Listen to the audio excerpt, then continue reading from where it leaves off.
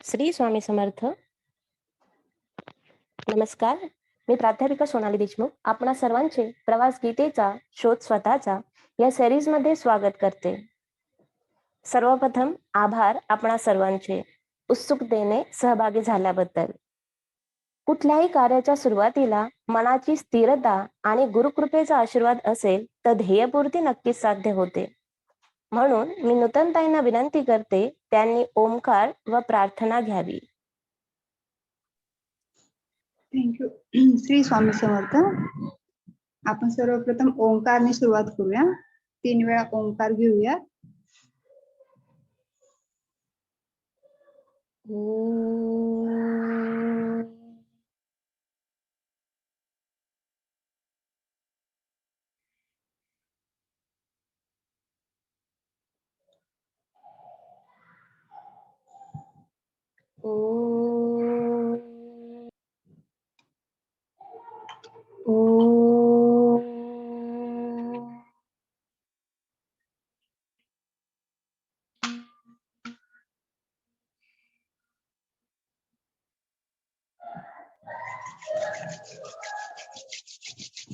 प्रार्थना घेऊयात आपण.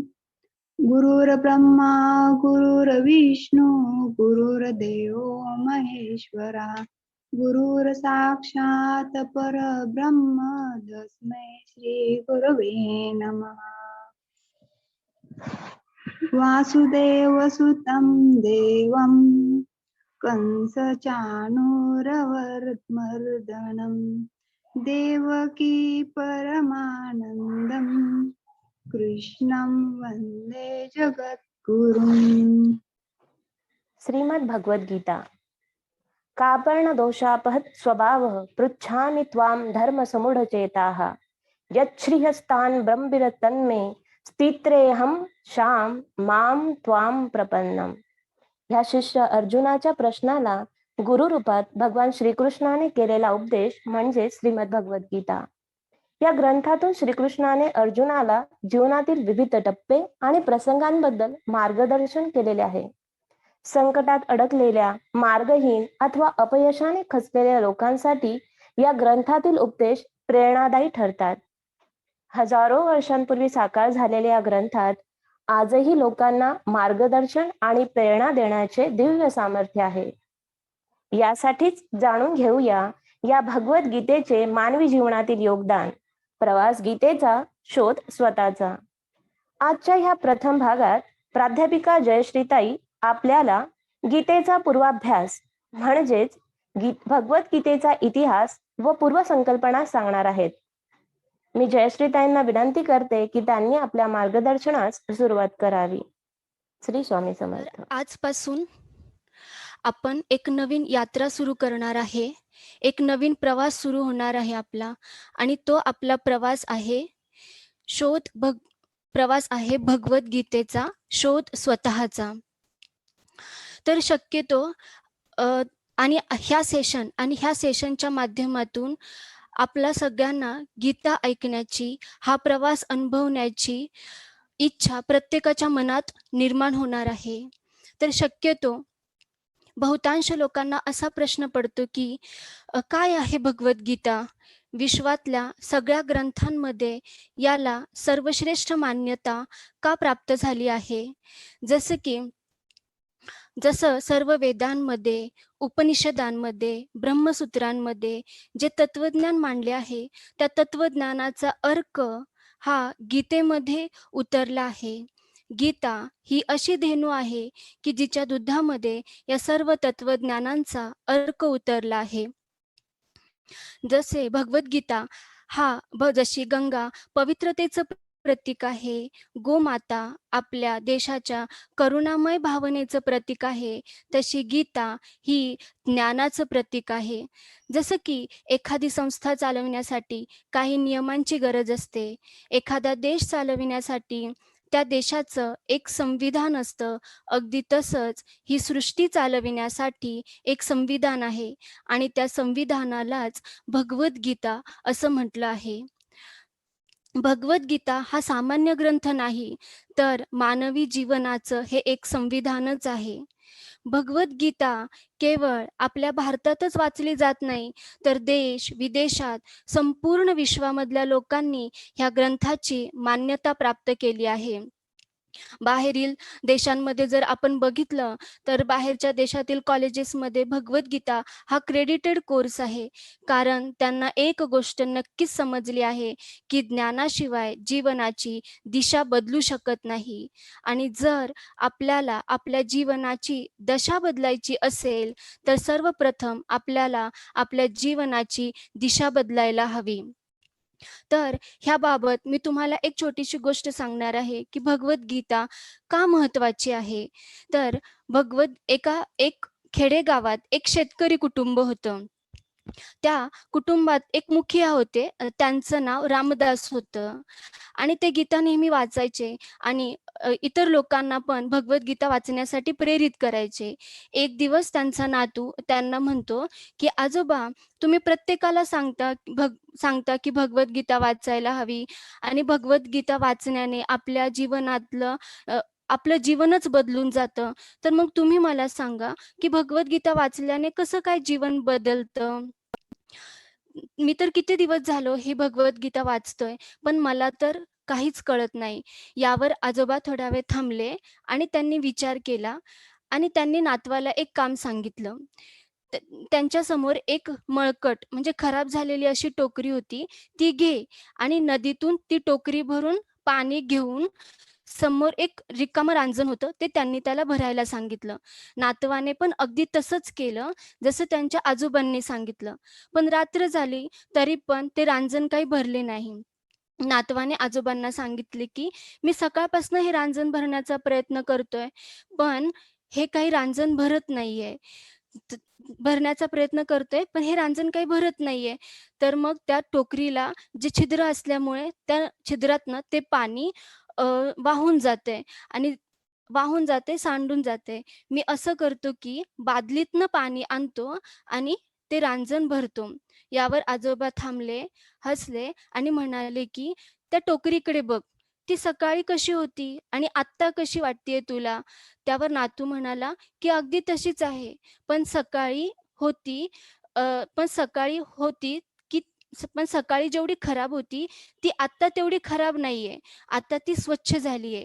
यावर आजोबांनी त्याला समजावले की अगदी तसंच आहे. भगवद्गीता नियमाने वाचल्याने आपल्या आत जमा असलेला सगळा मळ साफ होतो, आपले विचार पण साफ होतात आणि आपले विचार जर साफ असतील तर आपले कर्म हे आपोआप चांगले होतात आणि आपले कर्म जर चांगले असतील तर आपल्या जीवनातली उद्दिष्टे ही आपोआप साध्य होतात.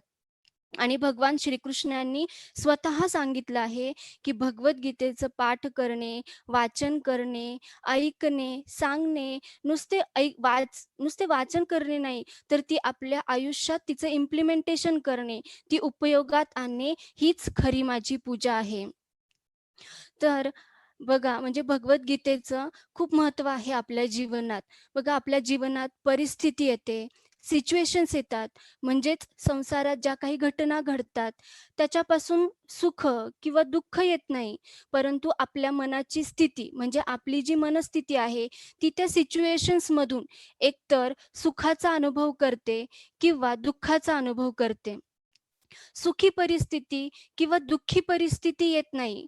कुठलीही सिच्युएशन जर आली तर आपली मनस्थिती ही माया, ममता, मोहामध्ये जर अडकली तर ती परिस्थिती आपल्याला दुःख देऊन जाईल. आणि जर आपली मनस्थिती ही विचारशील, वैरागी, अलिप्त बनली, त्याच्यापासून डिटॅच्ड जर राहिली, तर ती परिस्थिती आपल्याला नक्कीच सुख देऊन जाईल. म्हणून आपल्या परिस्थितीवर मात करणे फार गरजेचे आहे. आणि भगवद्गीता ही आपली मनस्थिती बदलण्याचा ग्रंथ आहे. बघा, जगात 3 प्रकारचे लोक असतात. एक तर अव्हॉइड म्हणजे कुठलीही परिस्थिती जर आली तर ती त्या परिस्थितीपासून पळून जाण्याचा प्रयत्न करतात. दुसऱ्या प्रकारचे जे लोक असतात ते चेंज म्हणजे परिस्थिती आली तर ती त्यांना बदलण्याची इच्छा करतात ती, की ही परिस्थिती नको मला. आणि तिसऱ्या प्रकारचे जे लोक असतात ते पीडावादी असतात. तर ह्या कॅटेगरीतले लोक कसे असतात, ते नेहमी दुःखी राहतात आणि समोरच्या व्यक्तीला त्या दुःखासाठी जबाबदार धरतात. परंतु कुठलीही परिस्थिती जर आली तर आपल्याला आपली मनस्थिती बदलायला हवी. आणि म्हणून भगवद्गीता ही आपली मनस्थिती बदलण्याचा ग्रंथ आहे. बघा, पूर्वीच्या काळात भगवद्गीता घरातही ठेवत नव्हते. तर त्यांची अशी समजूत होती की भगवद्गीता हा म्हणजे भगवद्गीता घरात ठेवल्यामुळे भांडणं होतात, कौटुंबिक वाद होतात. जर एखादी स्त्री प्रेग्नंट असेल तर तिला भगवद्गीता वाचू देत नाहीत. तर तर भगवद्गीता हा युद्धाला प्रमोट करण्यासाठीचा ग्रंथ आहे, असा समज आहे. पण भगवद्गीता हा युद्धाला प्रमोट करण्याचा ग्रंथ नाही, तर भगवद्गीता ही आपली मनस्थिती बदलण्याचा ग्रंथ आहे. भगवद्गीता मोह आणि वासनेपासून मुक्त होण्याचा मार्ग आहे. बघा, जर तुम्ही म्हणजे जर तुम्ही जीवनात चिंताग्रस्त असाल, व्याकुळ असाल किंवा तुम्ही कन्फ्यूज असाल, तुम्हाला आयुष्याचा सरळ मार्ग दिसत नसेल, तुम्ही अयशस्वी झाल्यामुळे तुमचं मन जर सतत दुःखी असेल, तर भगवद्गीता ही फक्त तुमच्यासाठी आहे. तुम्हाला जर तुमच्या आयुष्यातल्या सगळ्या प्रश्नांची उत्तरं हवी असेल, तर भगवद्गीता ही फक्त आणि फक्त आपल्यासाठीच आहे. त्यामुळे हजारो वर्षे गेली, हजारो वर्षे लोटली, तरी गीता ज्ञानाची महती उत्सुकता आजही तेवढी कमी झालेली दिसत नाही. तर आपण भगवद्गीता काय आहे बघूयात. फक्त मला सांगा, स्क्रीन दिसतीये सगळ्यांना? स्क्रीन दिसतीये? हो ताई. ठीक आहे. तर बघूयात आपण कोण आहेत भगवद्गीता ग्रंथाचे रचनाकार, कुणी भगवद्गीता ग्रंथाची रचना केली, कुणी लिहिला आहे भगवद्गीता ग्रंथ.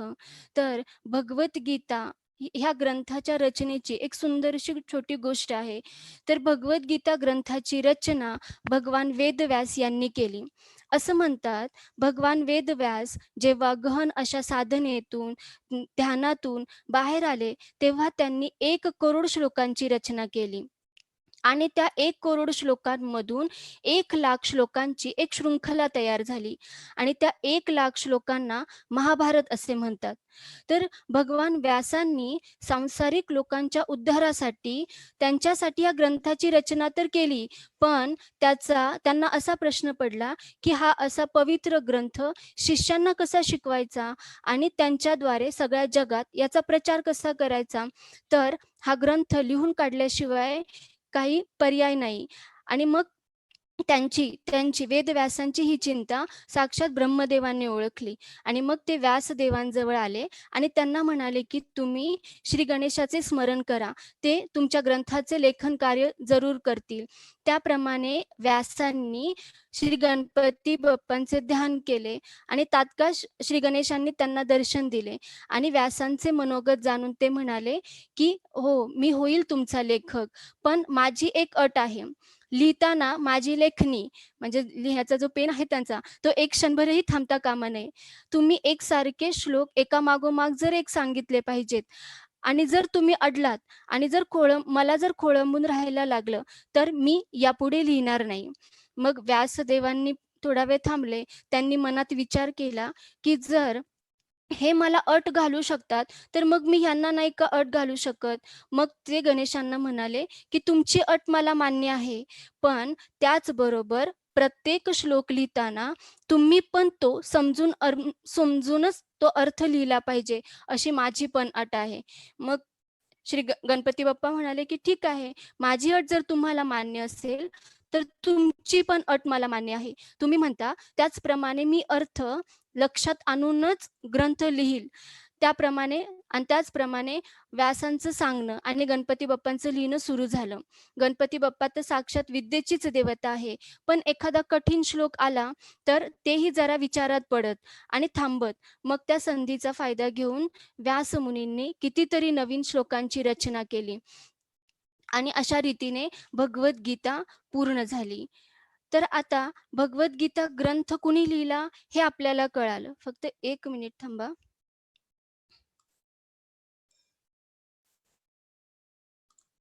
तर भगवद्गीता ग्रंथ हा कुणी लिहिला हे आपल्याला कळालं. पण आता भगवद्गीता ग्रंथ हा कुठे आहे? कुठे आहे ही भगवद्गीता? ठीक आहे. तर भगवान वेदव्यासांनी एकूण 18 पुराणांची रचना केली. तर या 18 पुराणामध्ये हे जे तिसरं पुराण आहे तर त्याला ब्रह्मपुराण किंवा ब्रह्मसूत्र म्हणतात. आणि या ब्रह्मसूत्रामध्ये टोटल 1,00,000 श्लोक आहेत. आणि हा 1,00,000 श्लोक म्हणजे महाभारत आहे. ठीक आहे. मग ह्या ब्रह्मपुराण ब्रह्मसूत्रामध्ये टोटल 1,00,000 श्लोक आहेत. आणि ह्या 1,00,000 श्लोक पण इतके जास्त होते की त्या श्लोकांचं परत 18 खंडांमध्ये विभाजन करण्यात आलं. आणि त्यातला जो 6वा खंड आहे तर त्याला भीष्म पर्व असं म्हणतात.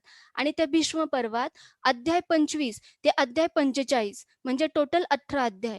हे जे 18 अध्याय आहेत ती आहे भगवद्गीता.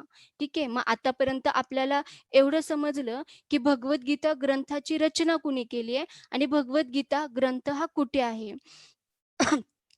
तर तर आता आपण बघणार आहोत की काय आहे भगवद्गीता. तर बघा, भगवद्गीता हा फक्त 3 शब्दांचा विस्तार आहे. तर उपनिषदात बरीच महावाक्य आहेत. अहम ब्रह्मासी, अयम आत्मा ब्रह्म, तत्वमसी. तर तत्वमसी हे छांदोग्य उपनिषदातलं वाक्य आहे. तत्वमसी या शब्दाचा जर आपण विग्रह केला तर तत् त्वम असी असं म्हणतात. ठीक आहे. तर तत् म्हणजे काय? दॅट. दॅट म्हणजे गॉड. तत् म्हणजे दॅट. दॅट म्हणजेच की गॉड. त्वम. त्वम म्हणजे दो. That is a self. आणि असी म्हणजे आर्ट. दॅट इज आर्ट म्हणजे कला. That is God and self are the same. ठीक आहे. मग आता ह्या तत् त्वम असीला आपण कसं लिहिलंय तर तत् असी त्वम. ठीक आहे. तत् असित्वम. तर तत् म्हणजे काय आहे तर गॉड. असी म्हणजे काय आहे कला. आणि त्वम म्हणजे काय सेल्फ.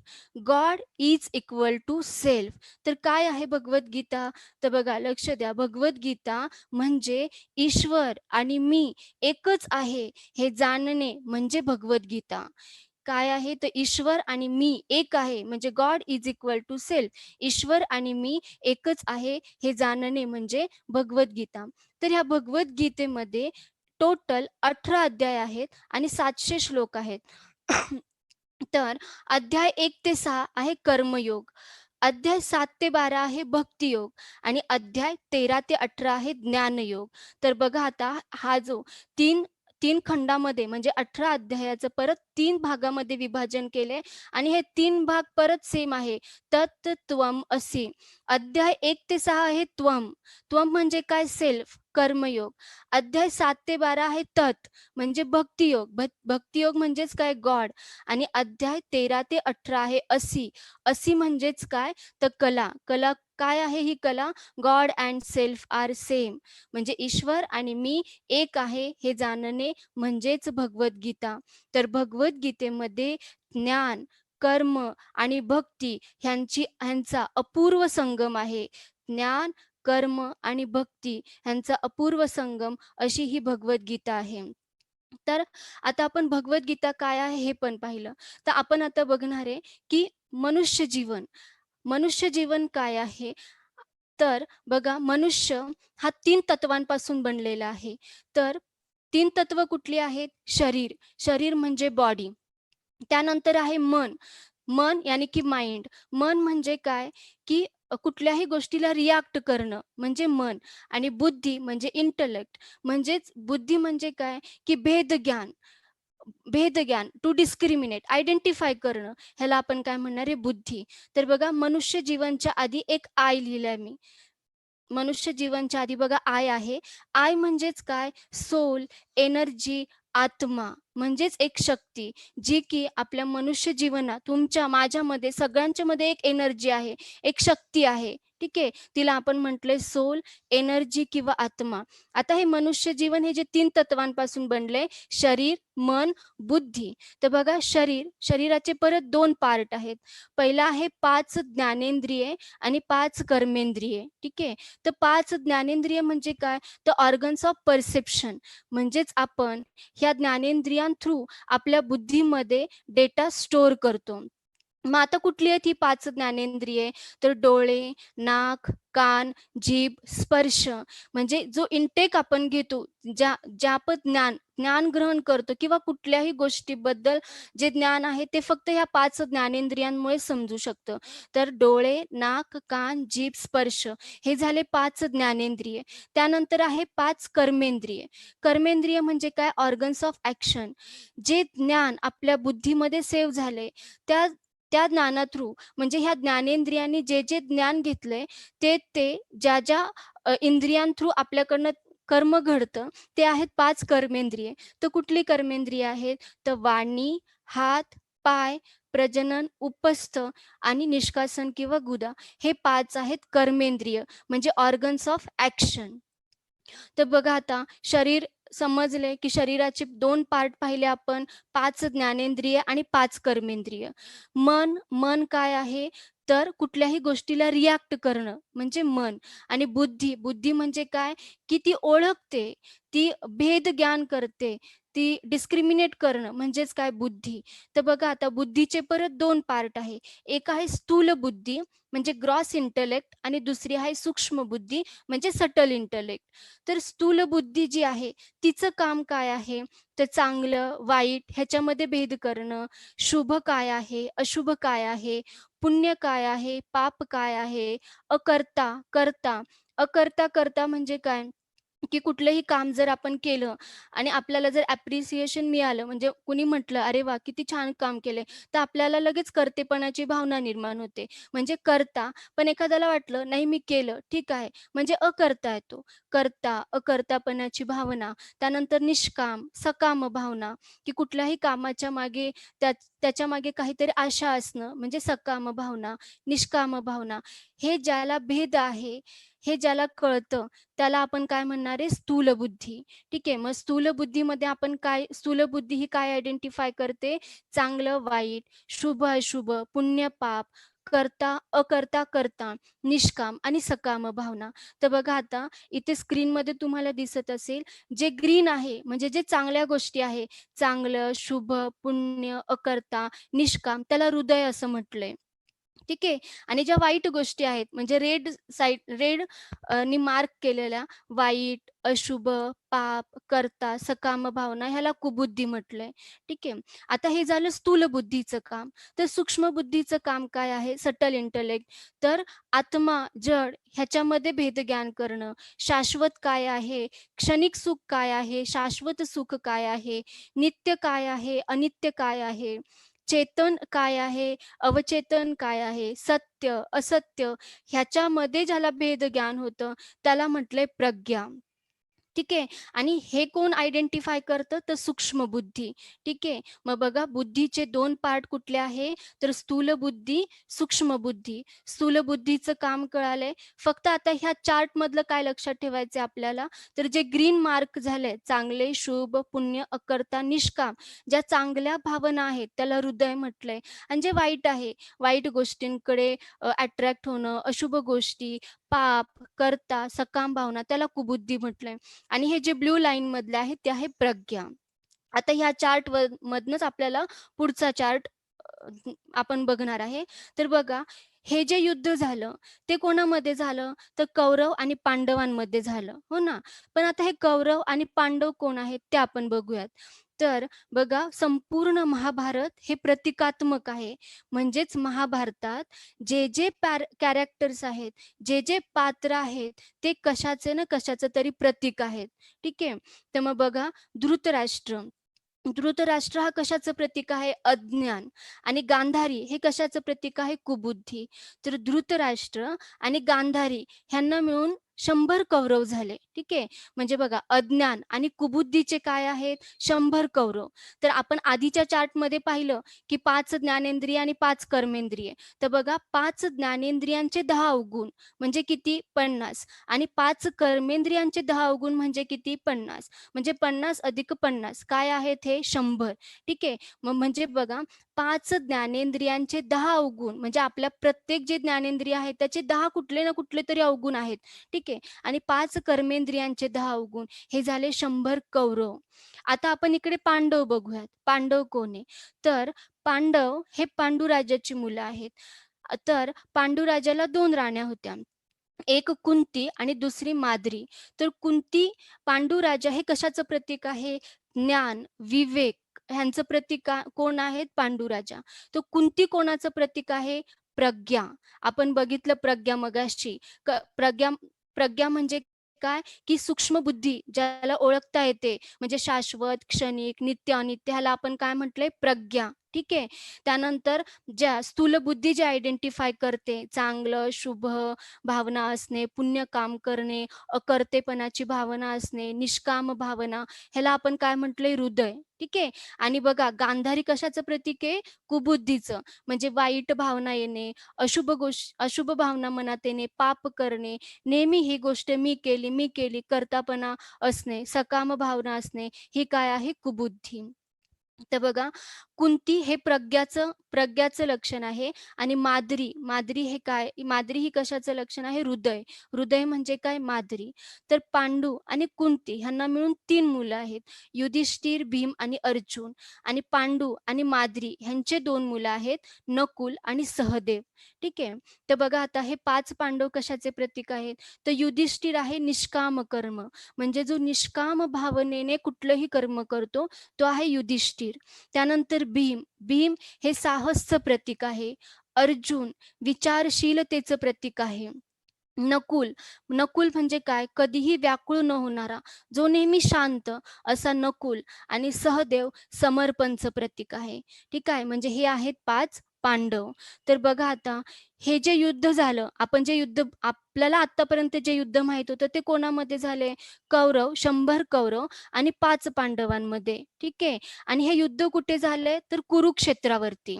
तर हे युद्ध कुठे झाले आहे? कुरुक्षेत्रामध्ये. तर आणि ह्या युद्धामध्ये म्हणजे हे 100 कौरव आणि 5 पांडवांच्या युद्धामध्ये विजय कोणाचा झालाय? 5 पांडवांचा. तसंच बघा आता हे जे आपण मगाशी बघितलं शरीर, तर कुरुक्षेत्र म्हणजे आपलं शरीर. शरीर कशाचं प्रतीक आहे? तर कुरुक्षेत्राचं. तर ह्या शरीरामध्ये काय आहेत? 5 ज्ञानेंद्रिये आणि 5 कर्मेंद्रिये. ठीक आहे. प्रत्येक ज्ञानेंद्रियांचे 10 अवगुण आणि प्रत्येक कर्मेंद्रियांचे 10 अवगुण, असे 100 अवगुण हे कोणामध्ये आहेत? आपल्यामध्ये. ठीक आहे. आणि तसंच आपल्यामध्ये फक्त वाईट गोष्टीच नाही आहेत, तर चांगल्या पण गोष्टी आहेत. मग चांगल्या गोष्टी कुठल्या आहेत? तर हे जे 5 पांडव ज्याचे प्रतीक सांगितलेत, की निष्काम भावनेने कर्म करणं, साहस, विचारशीलता, शांती, समर्पण, हे जे 5 ह्या चांगल्या गोष्टी पण कुठे आहेत? आपल्यामध्येच आहेत. मग हे रोज 100 वाईट गुणांचं आणि 5 चांगल्या गुणांचं युद्ध कुठं होतंय? तर ते रोज आणि रोज फक्त आपल्यामध्येच होतंय. ठीक आहे. मग बघा युद्धामध्ये जे हे युद्ध झालंय 100 कौरव आणि 5 पांडवांचं, त्यामध्ये विजय 5 पांडवांचा झालाय. म्हणजेच आपल्या आत असलेलं हे जे रोज चाललेलं युद्ध आहे ते म्हणजे 5 चांगले गुण हे 100 वाईट गुणांचा नाश करते. हो ना. 5 पांडव विजयी झाले. तसंच आपल्यामध्ये जर हे 5 चांगले गुण असतील, तर ते निश्चितच ह्या 100 वाईट गुणांचा नाश करतील. पण केव्हा?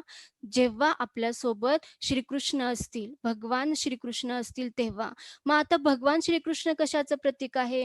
तर प्युअर कॉन्शियसनेस, चेतनाचं प्रतीक काय आहे? श्रीकृष्ण. आणि आहे आपल्यामध्ये सगळ्यांमध्ये एक शक्ती आहे, एक चेतना आहे, जी सदैव आपल्यासोबत आहे. पण तिला आपण ओळखत नाहीये. मग हा भगवद्गीतेचा प्रवास, तिला ओळखणं, त्या चेतनेला, त्या प्युअर कॉन्शियसनेसला ओळखणं, हा प्रवास आहे. हा प्रवास आपला सुरू होणार आहे भगवद्गीतेचा. ठीक आहे. मग आता बघा नेक्स्ट, सगळ्यांना हे कळाले का की युद्ध हे कौरव आणि पांडवांचं?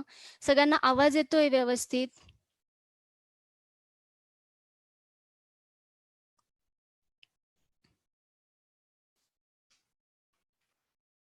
हॅलो. हो ताई, आवाज व्यवस्थित येतोय. आवाज ओके. ओके, ठीक आहे, चालेल. तर आता आपण बघूयात की बघा, पहिला म्हणजे अध्याय जो सुरू होतो तो म्हणजे ग्रंथ सुरू होतो तर अर्जुन विषाद योगाने. ठीक आहे. अर्जुन विषाद योग. तर मग आता जसं अर्जुन कशाचं प्रतीक पाहिलं आपण, अर्जुन अर्जुन हा विचारशीलतेचं प्रतीक आहे. ठीक आहे, अर्जुन विचारशीलतेचं प्रतीक आहे आणि आपल्या सगळ्यांमध्ये विचारशीलता आहे. म्हणून जोपर्यंत आपण अर्जुन बनणार नाही, ठीक आहे, तोपर्यंत आपल्याला भगवद्गीता समजणार नाही. म्हणून भगवद्गीता हा ग्रंथ श्रीकृष्ण आणि अर्जुन यांचा संवाद आहे. मग आत्ता तुम्हाला मी जसं सांगितलं की अर्जुन विचारशीलतेचं प्रतीक आहे, त्यामुळे त्याला जे काही प्रश्न पडत होते ते तो प्रश्न, त्या प्रत्येक प्रश्नाचं उत्तर त्या प्रत्येक प्रश्नाचं उत्तर ही भगवद्गीता आहे. मग आता अर्जुन अवस्थेतल्या आपल्या सगळ्यांना अंधारातून प्रकाशाकडे नेणं हेच गीतेचं महत्व आहे. मग अशा वेळी तुमच्या माझ्यातल्या प्रत्येकासाठी एक अर्जुन म्हणजे प्रत्येक अर्जुनासाठी एक कृष्ण निश्चित आहे. अर्जुन कोण आहे? विचारशीलता. आपण सगळे विचारशील आहोत. मग आपल्या सगळ्यांसाठी एक कृष्ण निश्चित आहे. मग आता अर्जुन विषाद योगाने या ग्रंथाची सुरुवात झाली आहे. तर विषाद म्हणजे काय? तर खेद किंवा उत्साहाचा अभाव, म्हणजे त्याला काय म्हटलंय की खेद. मग अर्जुन विषाद हा शब्द अर्जुनाच्या हतबलतेशी किंवा अर्जुनाच्या निरुत्साहाशी जोडला गेलाय. तर का? तर बघा, हा अध्याय म्हणजे हा पूर्ण अध्याय, पहिला जो अध्याय आहे तो पूर्ण अध्याय अर्जुनाच्या अवस्थेचं वर्णन करणारा आहे. म्हणजे त्याला असं वाटतं की आपल्याच परिवाराचं किंवा आपल्या जवळच्या म्हणजे आपल्या जवळच्यांचं वधाचं कारण बनून राज्य करणं, ह्या विचारानं अर्जुनाला एक अपराध जाणू लागला आणि परिणाम स्वरूप त्याने काय केले, त्याच्या हातात जे शस्त्र होतं ते खाली टाकून दिलंय. मग मग आता कृष्णाने त्याला समजवण्याचा प्रयत्न करतोय. मग हा जो पहिला अध्याय आहे, आता हा जो पूर्ण जो ग्रंथ आहे तो संवाद आहे, श्रीकृष्ण आणि अर्जुनाचा संवाद आहे. बघा, प्रत्येक वेळेस असं येईल की श्री भगवान उवाच. फक्त हा जो पहिला श्लोक आहे तिथे फक्त असं म्हटलंय की धृतराष्ट्र उवाच. एकच श्लोक फक्त धृतराष्ट्र उवाच आहे. बाकीचे सगळे श्लोक श्री भगवान उवाच आहे. आणि जेव्हा जेव्हा अर्जुनाला प्रश्न पडेल तेव्हा अर्जुन उवाच असे श्लोक आहे. तर आता आपण जे पहिले 2 चार्ट बघितले की हे युद्ध कौरव पांडवांमध्ये नाहीये, तर हे युद्ध रोज आपल्यामध्ये चाललेल्या 100 वाईट विचारांचं आणि 5 चांगल्या विचारांचं आहे. तर मग आता हा जो पहिला श्लोक आहे ना, तर तो बघूयात आपण काय आहे. बघा, फर्स्ट श्लोक, धृतराष्ट्र उवाच धर्मक्षेत्रे कुरुक्षेत्रे समवेता युयुत्सवः मामकाः पांडवाश्चैव किम अकुर्वत संजयः. तर भावार्थ काय आहे बघू. धृतराष्ट्र म्हणाले, हे संजया, धर्मभूमी असलेल्या कुरुक्षेत्रात युद्धाच्या इच्छेने एकत्र जमलेल्या माझ्या आणि पांडूच्या मुलांनी काय केले. तर बघा, मी मगाशी जसं म्हटलं की प्रत्येक भगवद्गीतेतलं प्रत्येक पात्र हे कशाचं ना कशाचं तरी प्रतीक आहे. तर धृतराष्ट्र हे कशाचं प्रतीक आहे? अज्ञान. आपण पाहिलं, धृतराष्ट्र हे अज्ञानाचं प्रतीक आहे. संजय हे सम्यक अवलोकन म्हणजेच काय की समोर जी काही परिस्थिती येईल, सुखी किंवा दुःखी, तिला समान भावनेने बघणारा असा हा संजय आहे. म्हणजे तो फक्त युद्धावरती काय चाललंय हे धृतराष्ट्राला सांगणार आहे. म्हणजे समोर जी परिस्थिती येईल तिला समत्व भावनेने बघणारा संजय. ठीक आहे. आता ही धर्मभूमी, आता कुरुक्षेत्र काय आहे तर आपण पाहिलं, म्हणजे आपलं हे जे शरीर आहे त्या शरीरात जे ज्ञानेंद्रिय आणि जे कर्मेंद्रिय आहे त्याला आपण म्हटले कुरुक्षेत्र. आणि धर्मभूमी काय आहे तर बघा, खाली तुम्हाला दिसतंय ही शरीर आहे आणि ह्या शरीरामध्ये 7 चक्र आहेत. तर 7 चक्र कुठले आहेत? मूलाधार, स्वादिष्ठान, मणिपूर, अनाहत, विशुद्ध, आज्ञाचक्र किंवा अजिना आणि सहस्त्रार. ठीक आहे.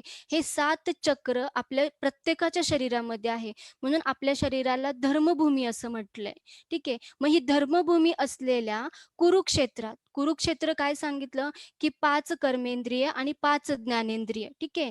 मग युद्धाच्या इच्छेने एकत्र जमलेल्या माझ्या आणि पांडूच्या मुलांनी काय केले तर म्हणजेच 100 कौरव म्हणजे 100 वाईट विचार आणि 5 चांगल्या विचारांमध्ये काय चाललंय हे रोज आपल्याला पडणारा हा प्रश्न आहे. ठीक आहे. हा आहे पहिला अध्यायातला पहिलाच श्लोक. आता हा नंतर जो येतो तो दुसरा अध्याय आहे सांख्ययोग. तर म्हणजेच दुसऱ्या अध्यायातलं संपूर्ण, ह्या ज्या दुसऱ्या अध्यायातलं संपूर्ण तत्वज्ञान हे सांख्य तत्वज्ञान म्हणून ओळखलं जातं. तर सांख्य म्हणजे काय? ज्ञान. आणि सांख्य योग हे जे आहे ते हार्ट ऑफ द भगवद्गीता, पूर्ण भगवद्गीतेचा जो हार्ट आहे ते आहे सांख्य योग. तर ह्या सांख्य योगात तर बघा आता ह्या दुसऱ्या ज्या अध्यायात भगवंतांनी अर्जुनाला कर्मफळाकडे समत्व दृष्टीने बघ आणि युद्ध कर असं सांगितलंय. आणि त्याचबरोबर काय सांगितलं की स्थितप्रज्ञ म्हणजे स्टेबल मनुष्याची लक्षणे काय असतात तेही सांगितले. म्हणजेच स्टेबल मनुष्य म्हणजेच काय की किंवा स्थितप्रज्ञ मनुष्य म्हणजे काय, सुख किंवा दुःख आलं तरी त्याच्या बुद्धीमध्ये कुठलाही फरक पडत नाही. तो जो आसक्ती, भीती आणि क्रोधापासून, भयापासून मुक्त झाला आहे त्याला स्थिर मन झालेला म्हणजे स्थितप्रज्ञ मनुष्य म्हटलं आहे. तर आता ह्या सांख्य योगाचे काय की पॉइंट्स आहेत तर बघा, म्हणजे फर्स्ट आत्म्याची शाश्वता, म्हणजेच आत्मा हा न जन्मणारा नित्य शाश्वत आणि पुरातन आहे. ठीक आहे, म्हणजे आत्म्याचा कधीही नाश होत नाही. दुसरं आहे देहाची क्षणिकता आणि क्षणभंगुरता, म्हणजे देह हा क्षणभंगूर आहे. ठीक आहे, म्हणजे देह एक वेळ संपेल पण आत्म्याचा नाश होणार आहे का? कधी नाही. ठीक आहे. तिसरं आहे संसाराची निरर्थकता, म्हणजे हा संसार जे काही आहे व्यर्थ आहे, असार्थ आहे. संसाराची असारता, निरर्थकता म्हणजे शून्यता. आणि चौथा आहे निष्काम कर्माची अनिवार्यता. निष्काम कर्माची अनिवार्यता म्हणजे काय की निष्काम भावनेने कर्म करणं खूप गरजेचं आहे. म्हणजे प्रत्येकाच्या मनात निष्काम भावनेने कर्म करण्याची इच्छा उत्पन्न व्हायला हवी. हे सांख्य योगाचे मेन की पॉइंट्स आहेत. आता हे जे 4 की पॉइंट्स आहे ना, ह्याने आपण पुढची एक डायग्राम बघणार आहेत आणि ती खूप महत्त्वाची आहे. तर बघा परत लक्ष द्या की आत्म्याची शाश्वता म्हणजे आत्मा कसा आहे? न जन्मणारा, नित्य, शाश्वत आणि पुरातन आहे. म्हणजे तो कधीही जन्म घेत नाही आणि मरत नाही. दुसरं काय बघितलं आपण? देहाची क्षणिकता, की क्षणभंगूर, हा देह क्षणभंगूर आहे. संसाराची निरर्थकता आणि निष्काम कर्माची अनिवार्यता. तर आता ही पुढची जी डायग्राम दिसते तुम्हाला, तर बघा यात 3 A, B, C असं दिसते आणि आत एक 3 सर्कल दिसत आहेत. A, B, C आणि आत एक ऑरेंज कलर आहे, त्याला आपण म्हणणार आहे सोल, आत्मा. ठीक आहे. तर ए काय आहे? तर बघा, ए म्हणजे ग्रॉस बॉडी, ठीक आहे, किंवा स्थूल शरीर, म्हणजे जे पंचमहाभूतांपासून बनलंय. तर पंचमहाभूत म्हणजे काय? पृथ्वी, जल, अग्नी, वायू, आकाश, ह्या पंचमहाभूतांपासून आपलं हे शरीर बनलंय, की जे फिजिकल आहे. तुम्ही सगळे पाहू शकता एकमेकांना. स्थूल शरीर आहे. ठीक आहे. आता ह्या स्थूल शरीराच्या आत एक सूक्ष्म शरीर आहे, त्याला सटल बॉडी म्हटलंय. ठीक आहे. तर आता हे सूक्ष्म शरीर काय आहे? तर 5 कर्मेंद्रिये, 5 ज्ञानेंद्रिये, 5 प्राण. आता 5 कर्मेंद्रिय आणि 5 ज्ञानेंद्रिय माहित आहेत आपल्याला. तर 5 प्राण कुठले? तर समान, उदान, अपान, प्राण आणि व्यान असे हे पंचप्राण आहेत. 5 प्राण, एक मन आणि एक बुद्धी, ह्याने हे आपलं सूक्ष्म शरीर बनलंय. म्हणजे स्थूल शरीराच्या आत एक काय आहे? सूक्ष्म शरीर. ठीक आहे. मग आता बी म्हणजे काय आहे? सूक्ष्म शरीर. सी आहे कॉझल बॉडी म्हणजे कारण शरीर. ठीक आहे. सी म्हणजे ह्या सूक्ष्म शरीराच्या आत एक शरीर आहे, त्याला आपण कॉझल बॉडी किंवा कारण शरीर म्हटलंय. आणि त्याच्या सगळ्याच्या आत आहे सोल, आत्मा. ठीक आहे. तर मग आता बघा, आपण 5 कर्मेंद्रिये, 5 ज्ञानेंद्रिये, 5 प्राण, मन आणि बुद्धी ह्यांच्याद्वारे आपण जे काही विचार करतो, बोलतो, आपण जो काही व्यवहार करतो, म्हणजेच काय, आपण जे काही कर्म करतो, ती सगळी कर्म आपण ज्या भावनेने करतो. बघा, कुठल्याही कर्माच्या मागे एक भावना असते, कुठलीही असो, मग ती चांगली भावना असो किंवा वाईट भावना असो. मग ही जी भावना आहे ती कार्मिक रूपात आपल्या ह्या कारण शरीरामध्ये म्हणजे कॉझल बॉडीमध्ये स्टोअर होते. ठीक आहे. बघा परत सांगते की हे जे 5 कर्मेंद्रिये, 5 ज्ञानेंद्रिये, 5 प्राण, मन आणि बुद्धी ह्यांच्याद्वारे आपण जे काही विचार करतो, आपण जे बोलतो, व्यवहार करतो, म्हणजे आपण जी काही कर्म करतो, त्या सगळ्या कर्माची भावना, त्या कर्माच्या मागची भावना ही या कारण शरीरामध्ये स्टोअर होते. आता आपण जेव्हा देह सोडतो तेव्हा ए आणि बी नष्ट होतात. ए काय सांगा, स्थूल बॉडी. ठीक आहे, स्थूल बॉडी हा जो देह आहे तो नष्ट होतो. ए काय आहे, स्थूल बॉडी नष्ट होते. बी काय बघितलं, सूक्ष्म बॉडी, ती पण नष्ट होते. कर्मेंद्रिये, ज्ञानेंद्रिये, प्राण, मन, बुद्धी हे पण नष्ट होतं. मग राहतं काय, तर आत्मा आणि हे कारण शरीर. ठीक आहे, आत्मा आणि कारण शरीर. मग बघा, जेव्हा देह सोडतो तेव्हा ए आणि बी नष्ट होतात आणि सी जो आहे, कारण शरीर जो आहे, तो रॅप होतो आत्म्यासोबत. म्हणजे तो आत्म्यासोबत त्याच्या पुढच्या प्रवासाला निघून जातो. तर मग आत्म्यासोबत आता कोण आहे, तर सी आहे. म्हणजेच आत्म्यासोबत काय आहे, तर आपल्या कर्माचं गाठोडं. आणि या गाठोड्यात काय आहे, तर सामग्री आहे. आणि काय सामग्री आहे, तर चांगली आणि जी काही सामग्री आहे, चांगली किंवा वाईट, म्हणजे जी चांगली भावना, वाईट भावना, त्यानुसार त्यानुसार तो सी आणि सोल हे दोघं पुन्हा ए आणि बीचा निर्माण करतात. म्हणजे आपण म्हणतो की मागचा जन्म, पुढचा जन्म. ठीक आहे, म्हणजेच पुढचा जन्म हा कशानुसार मिळतो, तर त्या कारण शरीरात तुम्ही जे जे काही स्टोअर केलंय, जे जे कर्म केले, त्याच्या मागची जी भावना आहे ती सगळी कुठे स्टोअर झाली आहे, ह्या कारण शरीरात. देह सोडला, ए आणि बी काय झाले, नष्ट झाले. पण सी आणि आत्मा हे दोघं राहतात आणि ते पुढच्या प्रवासाला निघून जातात. मग पुढच्या प्रवासाला निघाल्यानंतर ते पुन्हा कोणाचा निर्माण करतात, ए आणि बीचा. मग ते सी सोबत दोन गोष्टी जातात. तर ह्या सी सोबत म्हणजे या कारण शरीरासोबत दोन गोष्टी जातात. पहिला आहे कर्म आणि दुसरं आहे अनुभवाचे क्षण. जे जे आपण अनुभव करतो, आनंद, दुःख, एखादा सत चित आनंदाचा अनुभव करत असेल, तर जसं जसं आपल्यामध्ये सत चित आनंदाचा अनुभव वाढत जातो, तशी आपली कार्मिक बॅग हळूहळू कमी होतं. आपल्या कर्माचं गाठोडं हळूहळू काय होतं, कमी होतं. ठीक आहे, ही डायग्राम समजली सगळ्यांना. हे सगळं भगवद्गीतेत आहे आणि आजपासून आपला प्रवास सुरू झालाय भगवद्गीतेचा. ठीक आहे, मग आता बघा, की आता मग कर्म, तर मग कर्म कसं करायचं, तर कर्मयोगाचे 3 नियम काय आहेत. ठीक आहे, कर्मयोगाचे 3 नियम काय आहेत, तर बघा, तर पहिला आहे स्वार्थरहित कर्म. कुठलंही कर्म करताना त्याच्या मागे फक्त आणि फक्त स्वतःचा स्वार्थ न बघता केलेलं कर्म. दुसरं आहे अभिमानरहित कर्म.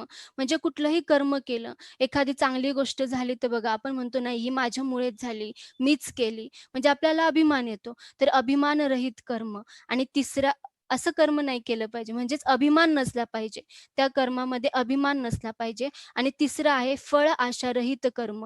म्हणजे कुठलंही कर्म करताना, की आता सपोज एखादं कर्म केलं तर मला ह्या कर्माचं काय फळ मिळेल, किंवा हे कर्म केल्यानंतर मला असं असं काहीतरी होईल, म्हणजे एक आशा आहे. ठीक आहे, मग फळ आणि आशा रहित कर्म करणं. तर हे 3 कर्मयोगाचे नियम आहेत. मग आता बघा, मग अर्जुन तर हा भगवंताचा सरळ प्रांजळ मनाचा सखा होता आणि भगवान श्रीकृष्णांचा पण तो प्रामाणिक भक्त होता. मग अर्जुन हा विचारशीलतेचं प्रतीक आहे. त्यामुळे त्याच्या मनात जे जे प्रश्न यायचे तो सरळ बेधडकपणे भगवंतांना विचारायचा. मग अर्जुनाच्या या परखड प्रश्नाने 3ऱ्या अध्यायाची सुरुवात होते. मग अर्जुन भगवंताला म्हणतात, की हे कृष्णा, हे जनार्दना, तू प्रथम मला म्हटला युद्ध कर, हेच तुझं कर्तव्य आहे. आणि आता सांगितलं की मला आणि आता असं सांगितलंस की कर्मापेक्षा ज्ञान श्रेष्ठ आहे. मग ज्ञानामागे न जाता मी युद्ध का करू? तर मग भगवंत त्याला सांगतात की कर्म हाच तुझा अधिकार आहे. कर्म करणं आवश्यक आहे. तर मग बघा, हा जो श्लोक आहे, कर्म हाच अधिकार आहे. तर कर्मण्येवाधिकारस्ते मा फलेषु कदाचन मा कर्म हेतु भू माहा ते संगोस्तव कर्मणी. म्हणजेच भावार्थ काय, की तुझा अधिकार केवळ कर्म करण्याचा आहे, त्यांच्या फळावर नाही. म्हणून तुझा कर्म करण्याचा उद्देश फळप्राप्ती हा नको, पण मग कर्म न करण्यामध्ये पण तुझी आसक्ती नको. म्हणजे ह्याचा अर्थ असा आहे की आपण ज्यावेळेस पृथ्वीवर जन्म घेतो, तर प्रत्येक मनुष्याला कोणतं ना कोणतं कर्म हे करावंच लागतं. म्हणजे कुठलं ना कुठलं कार्य करण्यासाठी तो बांधील आहे. मग प्रत्येक व्यक्तीचे काहीतरी वैशिष्ट्य वेगळेपण असतं. मग आपल्यातली जी प्रतिभा आहे, आपल्यात काय चांगलं आहे, ते जर ओळखून जर आपण कार्य करत राहिलो, तर आपल्याला आपल्या कामाचा आनंद पण मिळतो. ठीक आहे, मग बघा, म्हणजेच काय, की माणसाने भविष्याची चिंता सोडून केवळ वर्तमानातल्या आपल्या कर्मावर लक्ष केंद्रित करावं. म्हणजे वर्तमानात जर आपण मेहनत घेतली, परिश्रम घेतले, तर भविष्यात नक्कीच त्याची सुफलप्राप्ती होईल.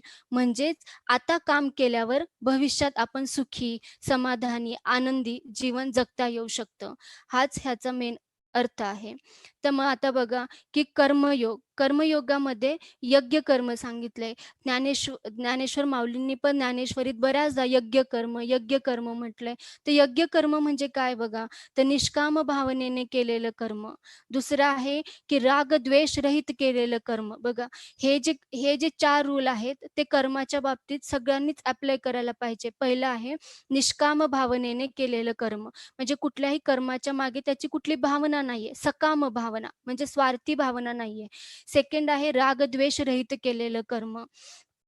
तिसरं आहे कर्माचा कर्ता मी आहे असे अहंकार रहित केलेले कर्म. आणि चौथं आहे समष्टीच्या कल्याण हेतू केलेलं म्हण कर्म. म्हणजे आपण म्हणतो की आपण जगाचं काहीतरी देणं लागतो. जर आपण जन्माला आलो तर ह्या जगाचं काहीतरी देणं आहे. म्हणजेच काय, की समष्टीच्या कल्याण हेतू आपण काहीतरी कर्म केलं पाहिजे. तर मग कर्म करणं अत्यावश्यक आहे.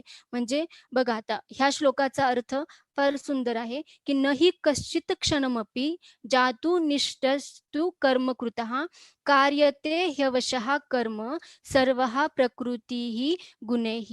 म्हणजेच काय, की निसंदेह कोणताही मनुष्य कोणत्याही काळात कर्म केल्याशिवाय क्षणभरही राहू शकत नाही.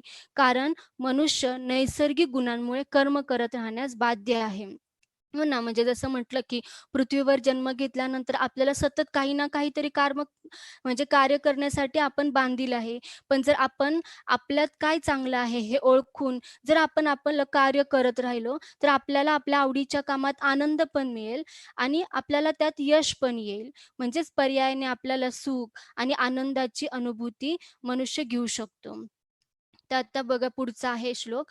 "यो न हृष्यति न द्वेष्टि, न शोचति न कांक्षति, शुभाशुभ परित्यागी, भक्तिमान हा समे प्रियः." तर ह्याचा भावार्थ असा आहे, की असा मनुष्य जो कधी अत्यानंदित म्हणजे अति आनंदित, आनंदित होणं हे चांगलं आहे, पण अति आनंदित होत नाही, किंवा द्वेष करत नाही, शोक करत नाही आणि जो कधी कामना करत नाही, तसे शुभ आणि अशुभ अशा संपूर्ण कर्मांचा त्याग करतो, तोच भक्तियुक्त भक्त मला अतिप्रिय आहे. म्हणजेच काय, की बघा, एखादे कार्य जर आपल्या मनासारखं पार पडलं, तर आपण खूप आनंदित होतो. मग असं खूप म्हणजे अति आनंदित पण होता कामा नये. कारण आपण जर खूप आनंदित झालो, तर आपल्याकडनं खूप साऱ्या चुका होण्याची शक्यता असते. म्हणजे अति आनंदित न होता फक्त आनंदी, समाधानी राहिलं पाहिजे. किंवा किंवा किंवा आपले कार्य यशस्वी ठरले नाही म्हणून कुणाचा राग किंवा द्वेषही करू नये. आणि मानसिक शांतता आणि त्यामुळे मानसिक शांतता आणि प्रसन्नता ठेवण्यास आपल्याला ह्याचा उपयोग होतो. तर आता हे जे 4-5 श्लोक घेतलेले आहेत, बघा पुढचा आहे, "एतां विभूतिं योगं च मम यो वेत्ति तत्त्वतः सः विकंपेन योगेन युज्यते नात्र संशयः." भावार्थ, जो मनुष्य माझ्या परमेश्वर स्वरूपाचे आणि योगशक्तीचे तत्व जाणतो, तो निश्चल भक्तियोग युक्त होतो. यात कोणतीही शंका नाही. म्हणजेच याचा अर्थ काय आहे, की जो मनुष्य ईश्वरी शक्तीचा मनापासून स्वीकार करतो आणि परमात्म्यावर संपूर्ण श्रद्धा ठेवतो, तो भगवंत मला अतिशय प्रिय आहे आणि त्या भगवंताचं मी कधीही वाईट होऊ देत नाही. बघा, स्वतः भगवान श्रीकृष्णांनी सांगितलेलं आहे, की त्याच्यावर विश्वास ठेवणं खरंच खूप गरजेचं आहे. आता पुढचा जो श्लोक आहे तो आहे संयम आणि नियंत्रण आवश्यक आहे आपल्याला. तर बघा, कर्मेंद्रियाणि संयम्य य आस्ते मनसा स्मरण इंद्रियार्थानि मूढात्मा मिथ्याचारः स उच्यते. तर याचा भावार्थ काय आहे, की मनुष्य हा वरवर इंद्रियांवर नियंत्रण मिळवल्यासारखा भासवत असतो. मात्र मनातून तो सारखे त्याचे चिंतन करत असतो व त्याविषयी विचार करत असतो, तर तो दांभिक मानला जातो. म्हणजेच, की एखादा दिखाऊ करणारा व्यक्ती असतो, खोटे बोलणारा किंवा कपटी असल्याचे म्हटले जाते, की खऱ्या अर्थाने इंद्रियांवर नियंत्रण म्हणजे काय? तर अपेक्षा, आशा, इच्छा, आसक्ती ह्यांच्यावर नियंत्रण मिळवणे हे होय. आणि असे केल्यानेच आपल्याला खरं समाधान आणि खऱ्या आनंदाची अनुभूती येते. तर बघा, मग आता भगवद्गीता आपल्याला काय शिकवते? तर भगवद्गीता ही आपल्याला नेहमी, की भगवद्गीता आपल्याला काय सांगते किंवा काय शिकवते? तर भगवद्गीता आपल्याला कशी उपयोगी आहे? तर आपलं भगवद्गीता नियमित वाचनाने, ऐकण्याने आणि तिचा नुसतं वाचून आणि ऐकून नाही चालणार, तर तिचं आपल्याला आपल्या जीवनात इम्प्लिमेंटेशन म्हणजे ती उपयोगातही आणायला हवी. तर ती उपयोगात जर आणली, तर आपलं मन शांत राहतं. दुसरं असं आहे, की आपल्या आतले जे सगळे निगेटिव्ह विचार आहेत, ते सगळे नष्ट होतात. तिसरं आहे, की आपल्यामध्ये विचार करण्याची आणि समजण्याची शक्ती वाढते. चौथं असं आहे, की आपण सगळ्या वाईट गोष्टींपासून आपोआप दूर राहतो. म्हणजेच का दूर राहतो? कारण आपण ज्यावेळेस भगवद्गीता ऐकतो, वाचतो, ती उपयोगात आणतो, म्हणजेच आपण भगवंताच्या निकट जातो. ठीक आहे. मग जर आपण एखाद्या चांगल्या शक्तीच्या नेहमी निकट राहत असू, तर आपण वाईट गोष्टींपासून आपोआप दूर राहतो. 5वं असं आहे, की आपल्यातली सगळी भीती दूर होते आणि आपण निर्भय होतो. त्यानंतर आहे, की भगवद्गीता वाचणारी व्यक्ती नेहमी आनंदित आणि निर्भय राहते. आणि शेवटचं असं आहे, की भगवद्गीतेमध्ये बघा कृष्णाने अर्जुनाला केलेले उपदेश जगाच्या कल्याणासाठी मार्गदर्शक आहेत आणि ते आपल्याला सांगते, की आपण कोण आहे? आता आपण सगळ्यांनी जन्म घेतला, तर आपण नक्की कोण आहे? आपण कुठून आलो आहोत? आणि इथे कसं राहायचं आहे? बघा भगवद्गीता मेन ह्या 3 गोष्टींचं उत्तर आहे. एक काय, की आपण कोण आहोत? आपण कुठून आलो आहोत?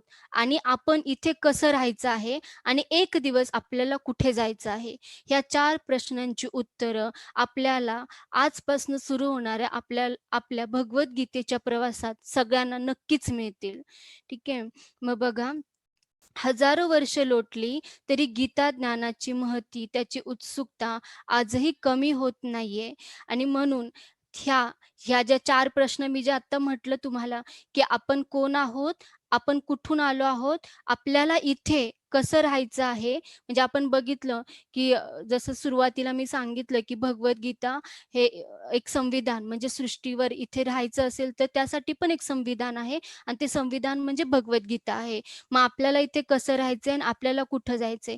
ह्या सगळ्या प्रश्नांची उत्तरं आपल्याला हवी असतील, तर मग बघा, "वो दिन अब दूर नहीं, बिना गीता कुछ मंजूर नहीं.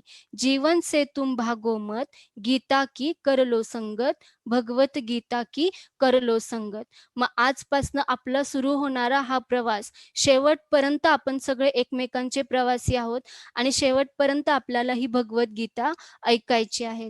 तुम्ही सगळ्यांनी अ, आजचं माझं सेशन मन लावून ऐकलं त्याबद्दल तुमच्या सगळ्यांचे मनापासून धन्यवाद.